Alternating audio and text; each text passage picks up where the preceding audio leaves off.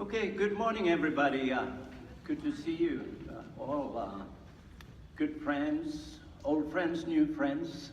Welcome to Jefferson. That means Thomas Jefferson University. And those who don't know, actually, Thomas Jefferson University is one of the oldest medical schools in the United States, established 1824, so we've been here quite a long. But the highlight of this almost 200 years of existence was the fact that 2 years ago we established the PXE International Center of Excellence in Research and Clinical Care. And we have currently 4 principal investigators here, as shown here, and this is truly a partnership with PXE International. We are very closely working with Sharon Terry and the whole PXE community, and we are very thankful to PXE International for supporting this venture in part. What I'm going to tell you a little bit is of genetics PXE, and you probably do know most of it, but there are some recent developments that we have been working together with PXE International, been able to discover as goes PXE. And as you know, PXE is a genetic disease. Basically, that means that you have change in DNA. Very little change. There are about 3 billion building blocks of DNA, and just one of those can switch. And if both copies of the gene get affected, you get PXE. So that's how it's in the most simple form. Now, I actually knew of PXE much better than I guess the Northwestern dermatology person knew. In fact, I published the first paper in PXE in 1971. That's before Joe was born, you know, so but I became seriously interested in molecular genetics of PXE in 1995. That's when Sharon and Pat Terry came to my office, which is just 2 blocks over here. And they said our 2 children were just diagnosed by PXE. And we went to the books, and nothing is known about the genetics. We don't know what's happening to our children. There are all kind of horror stories being published, so maybe our children are in danger of dying prematurely, those kind of things. So Dr. Uitto, can you help us? And we just studied cloning genes. So I said, well, a little glibly, well, yeah, maybe we should clone the gene. And that was some years ago. It wasn't as easy as it is now. So they asked, what do you need? And then I said, well, we need 400 families and get their DNA and we'll do the work. And they thanked and left, and we all in the lab said, they're never gonna come back. It's so rare disease. Now, and then rest is history. Sharon and Pat quit their jobs, established the PXE International. 6 months later, they come with a little bag and says, here are the 400 DNA samples. So let's do the work. And in fact, what we did, together with Sharon and Pat, we established a consortium. There were 4 different international groups working on identifying the genes and using the kind of very sophisticated techniques that I don't want to bore you with the details. We very quickly narrowed the interval, the point in the genome, the DNA stretch that contains the gene for PXE. And there were actually 5 genes which where information was available. And we started sequencing and looking for mutations, and very quickly found that a gene known as ABCC6 is the one that harbors mutations in patients with PXE. Well, so far so good, but what do you do with this information? Well, first of all, it turned out we sequenced lots of families. Actually, there are now over 1,000 families that we have DNA analyzed. And what became very clear that almost every family has their own private mutation. So there's not kind of one repeating mutation, but this is, these two slides are the first 100 mutations we found, changes in the DNA. And you see they are all over the gene, causing different effects, either inactivating the genes so that the protein that is made by this gene is not there, or it's not functional, it's not doing what it's supposed to do. And here is another one looking. The missense mutation basically means that you make the full-length protein, but you just change one single amino acid out of the 1,500 amino acids in the protein, and the whole protein doesn't work. So, what do you do with this information? As I told you, the textbooks did not know the inheritance pattern. Is it autosomal recessive or autosomal dominant? There were lots of families where you had just one affected individual, so you cannot tell by looking at the family what's the mode of inheritance. And simply recessive means that you have to have two copies of the gene affected, one from the mom and one from the dad, and then that person who gets both bad copies of the gene gets the disease. While in autosomal dominant, you need only one copy from the parents, and that destroys the function of the protein, and therefore you get the disease. Now, one of the first things we have, this is actually was the first publication of the mutations in this particular gene, published 2000. And you look at these families, and you could tell that these are autosomal recessive families. Now, why do you say that? Because the parents are not affected. They are carriers of the one copy of the mutation. So all these children inherited two copies, one from the mom and one from the dad, and this person did not inherit only the good copies from here. So this is characteristic for autosomal recessive disease. But how about this here?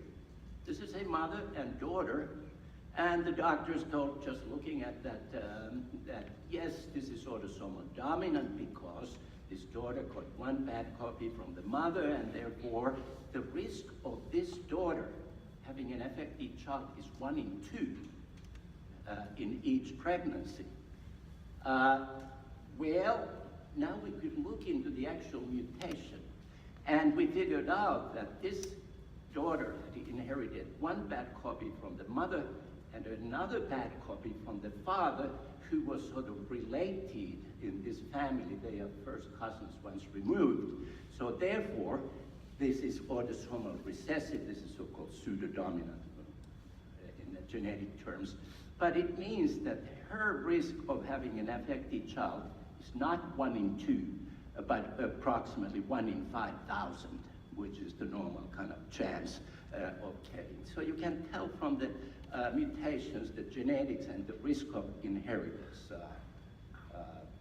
of this disease. Now, another kind of utilization of the mutation is to try to look into phenotypic heterogeneity.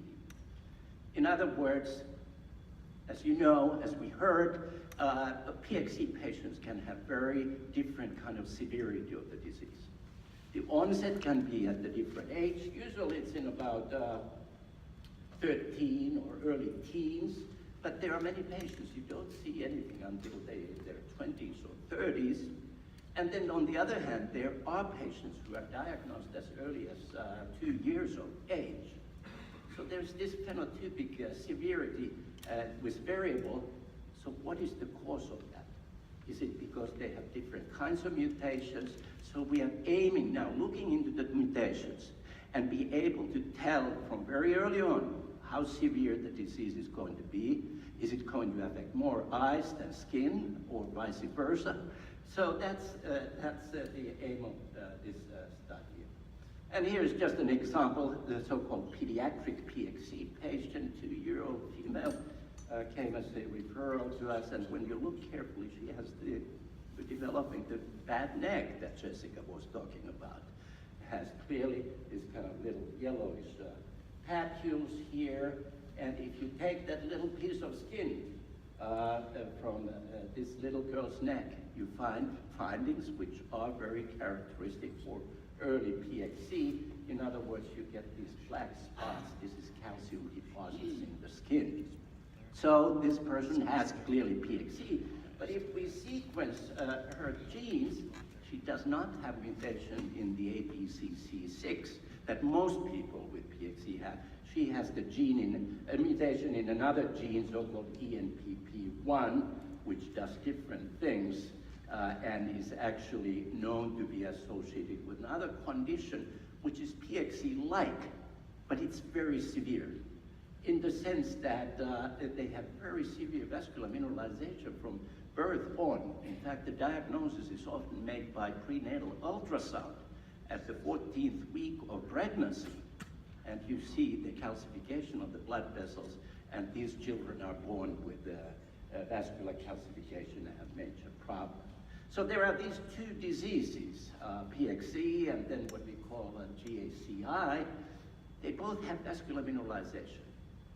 But there are differences in the skin and eye involvement at the time of onset.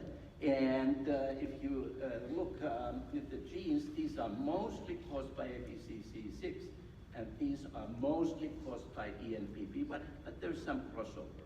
So some of the mutations can cause this kind of PXE, normal, typical PXE, while here ABCC6 can also cause this very severe disease. So there is this kind of severity issue which is based on different kind of gene being, or cardiac problems, heart attacks, that's all.